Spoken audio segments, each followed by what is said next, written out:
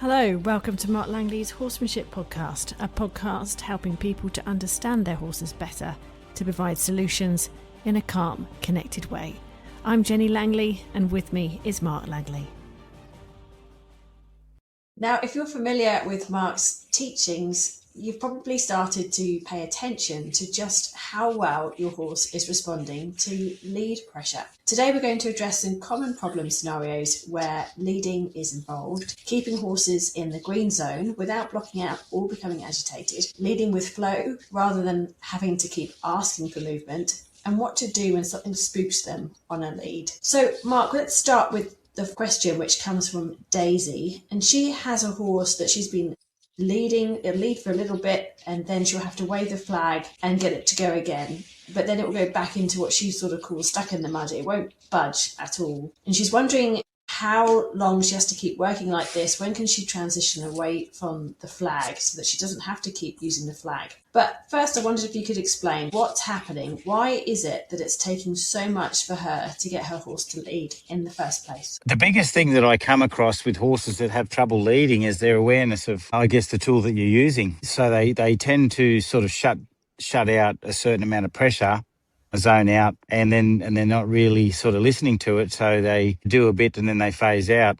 And that's the most common problem that I have. So, when you use a flag, you're trying to bring their awareness up so they're a bit more alert, but eventually they can become dull to the flag. And sometimes, the flag's there to bring awareness up, but it doesn't always bring awareness to the lead rope. And that's the thing, we need to bring awareness to the lead rope. And the flag is a tool that helps people bring that awareness up in the horse, but doesn't necessarily always make the horse aware of the feel of the lead rope, specifically the lead rope. So what tips have you got for her then, for her to keep her horse moving but transitioning away from the flag? Is think of the flag as awareness, just to bring awareness to the horse, and that will bring a visual awareness to the horse. So when you walk around, the horse is aware of your space, where you're walking, things like that. So the horse is more responsible and doesn't run into you without even touching it with the lead rope. So maybe use the flag for general awareness, but when it comes to leading, you might have to put a bit more of a sort of an awareness feel through the lead rope. So like I just worked a horse today that had to load to come to this clinic where I am, and it's a big Mustang horse that had started to shut down to pressure and brace in leading. My first couple of interactions was I'd picked up the knot on the lead rope and I'd sort of give it like quite a big bump. Now I use a padded holder and I don't use a heavy clip, so I don't want to hurt a horse, but it was enough of a bump or an electric bump to say, are you aware of this on your head? Because there's so many other ways you can dilute leading. You can tap them with a stick, you can put a breeching rope on them, you can sort of have all these ways of getting a horse to come forward to lead rope. But at the end of the day, they're still losing that awareness of the lead rope, and all those things tend to dilute it. So, and with horses that start to phase out, there's two things that really go wrong. One is we may be too noisy with the lead rope. What I mean by that is we're picking up too quick, we're pulling it, we're moving it all the time, and that means nothing to the horse. As in, it's just a lot of different interactions on their head, and they don't actually have to, search to that. So the first thing is I use the lead rope very quietly, as in it hangs very still. And the thing about silence is silence creates awareness, because it's like us, when we go silent, we start to notice all the other little things, the direction of the wind and all sorts of things that we wouldn't notice if we're sort of busy in our mind or chit-chatty and stuff like that. So you be very quiet with the rope and you pick it up very slowly. No visual body language, no sort of stuff going on to interrupt the thought process of the horse. And you pick up, and when you don't see them blinking and thinking, when you pick up the feel of the knot, you do something electric to say, hey, can you feel that? And they go, oh, what was that? And you might do that 3 or 4 or 5 times. And then what they start to do is they start to blink and they start to shift, and I'm a bit concerned about that. Something happened and I have to be aware of that. And very quickly, especially if the horse is already leading and it sort of phases in and out, they'll start to go, oh, they want me to be aware of that rope. And then you might just get them to shift a tiny bit. It could be just look, search, and loosen up their muscles and step over, because you might put the knot across or something like that. And you just keep repeating, wake up to that gentle lift of the lead rope and search and move a little bit until they're really, every time you touch that rope, they're very active in their mind and body and they're searching. And you just always be aware that you're asking a question when you pick up that rope and you're not just sort of randomly, moving the rope around without expecting anything. And then, your horse will become very aware of it. And instead of doing a lot of leading, you do a little bit of good quality leading where the horse is awake and really on point, and then you give them a break. And then you do a little bit of leading where they're really soft and on point, and you give them a break. And soon enough, every time you touch that lead rope, the horse is aware of it and doesn't is out. But with horses, you have to be effective to break the resistance that they, how resistant they are at shutting out. But once you break that resistance, just about all horses are soft and floaty and they can feel a fly. It's just that they've learned to block out all the white noise that happens around them. Yeah, because she does say that her horse gazes outward and that gaze is hard to break and she gets stiff when she's doing it. So it seems to me, though, that the key thing here is that you've got to get the horse really quite aware of what's happening so that when you ask for the lead rope, that's effective. So is it that a case of then when you use the flag, you use the flag for awareness? It's not about using the flag for awareness and leading. Well, yeah, the flag can bring in awareness, just general awareness, because it can make a sharp noise when you pop it and the horses go, oh, what was that? And they become more attentive. You can shake it in a way that you can have it, even some nervous horses, but this horse is not so much like that. Some quite wary horses, you just hold the flag above your head, and because you look taller with the flag, they become very aware of where you are and what you're doing because they get quite cautious about it. And then but you can use that to your advantage. When I'm trying to bring awareness to a lead rope and I'm using the flag at the same time, I'll tend to pop the flag on my leg and bump the lead rope at the same time. So there's a bit of it happens at once and they go, oh, but you're bringing their awareness back to the lead rope, not to the flag. If you timed it wrong, they just become aware of the flag and not aware of the lead rope. Now, in your answer before, you mentioned searching. Can you just explain for people out there, what is searching? What do you see it as? Why do you mention it so much? Searching is basically like what I'm looking for in horses, especially when I talk about the green zone and a healthy green zone in a horse, is an adjustable mindset, an adjustable direction of thought. So a simple I'll explain searching in a second, but I guess a simple way of looking at adjustable thought is the horse is looking over there at something and you can interrupt that and then you can say, well, look over there. And it looks the other way. And then when it's looking the other way without a lot of effort at all, you can interrupt it and say, hey, look over here, just like a two-way conversation with people. They're not like jammed in one sort of, in one idea. They're sort of, adjustable. And first of all, if the thoughts are adjustable and the horse can think and let go of fixations and stuff like that, the horses that fixate at the black cattle on the hill that they see and they just won't let go of it, well, they're fixated and their thoughts are stuck. Some horses are stuck on their owners. So people work very hard to have the horse focused on them, mirroring their footsteps, mirroring everything they do. So the horse just ends up like almost helpless, like we're carrying them with our energy and stuff like that. But when you say, can you go and search over there and go towards your thoughts, they go, no, I just focus on you and follow you and I don't have to do anything else. And that's easy for me because there's no responsibility in that. So when a horse is searching, you can get them to look over there and then they search over there. And the way I explain it to people is because there's targeting too. So some people might misinterpret targeting with searching. So targeting is, I'm looking at that horse over there and I'm going to that horse, or I'm looking at that person and I'm going to that person. That's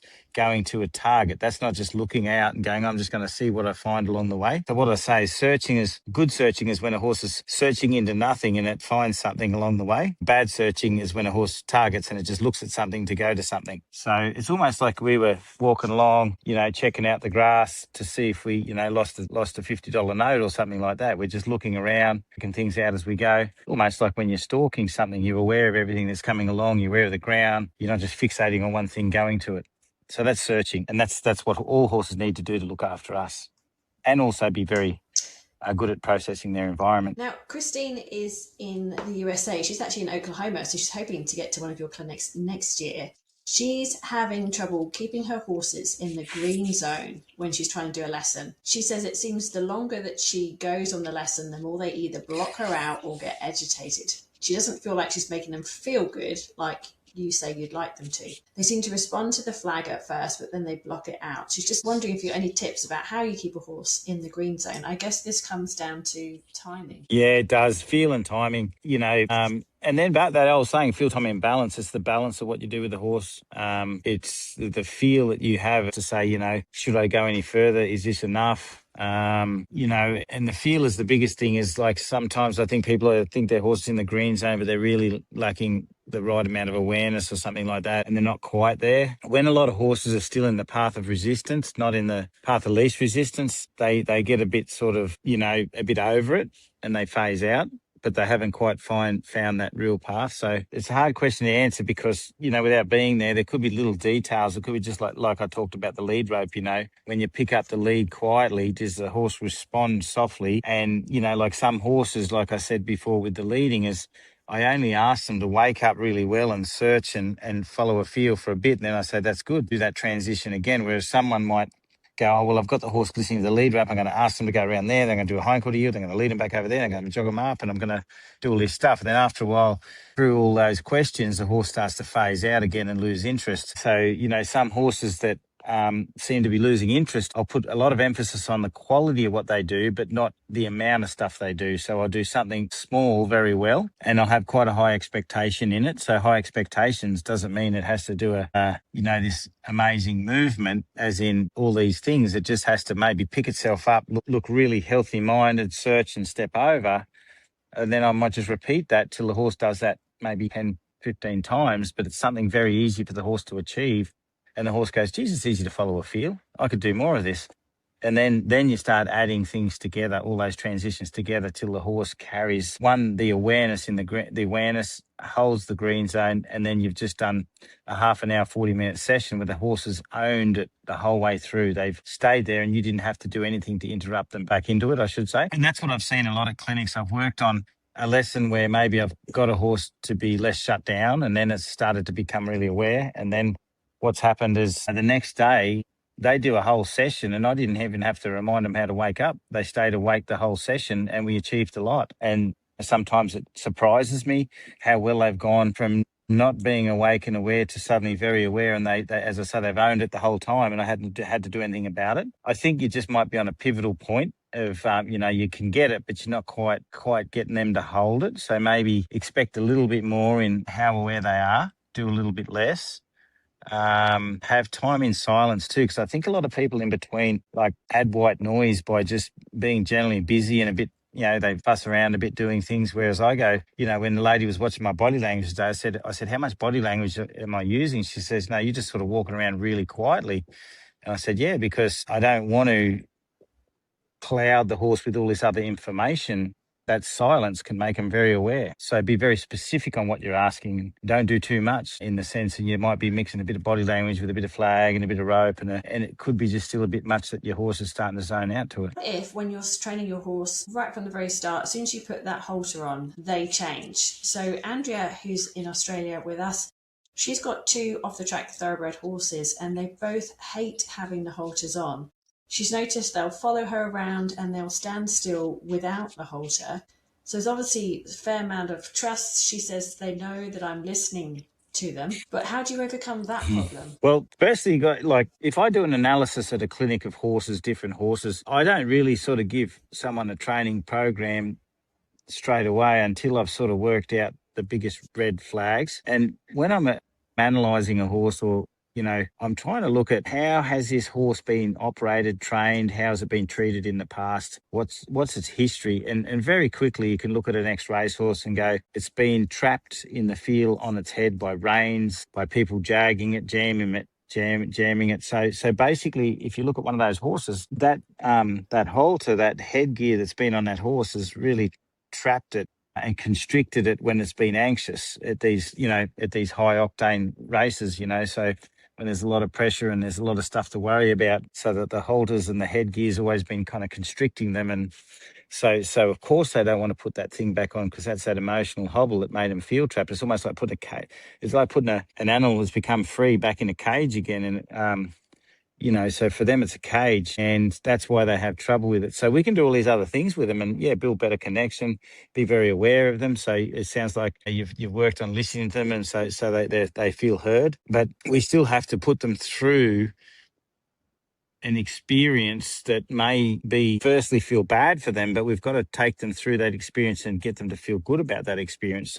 So basically, when we put a halter on a horse, the first brace, the horse might think that that's a trap and they might act like it's a trap. But if we hang in there and teach them how to lead and give them an opportunity to search through that lead and lead up and move and get out of, in a state of freeze, then they will come through and see it as this is a pathway, not a trap. But you just got to work through it. Now, all the leading exercises from leading forward to pole pressure, thinking over there, stepping over there, going out, coming back is all designed to get a horse to search and travel, whereas the opposite, and this is what a lot of racehorses get, they get chased out on a circle and then held in with a rein, and chased out on a circle, held in with a rein when they're getting trained. So then basically what happens is that headstall or that headgear is trapping them and the other devices are pushing them. Whereas when I'm teaching people how to lead and understand the quality of leading, we spend more time on the lead getting the horse to go with the lead and go forward, go out, go around, come back. So everything's about going, not just don't go. And once you change that conversation, they will get better. It just takes a bit of time. And also when I read about, the horses hang with you and they probably follow you and they stay with you. It's easy for a horse to hone in on a person and follow them, as I say, mirror their footsteps, whatever, just to stay with them. But they still may not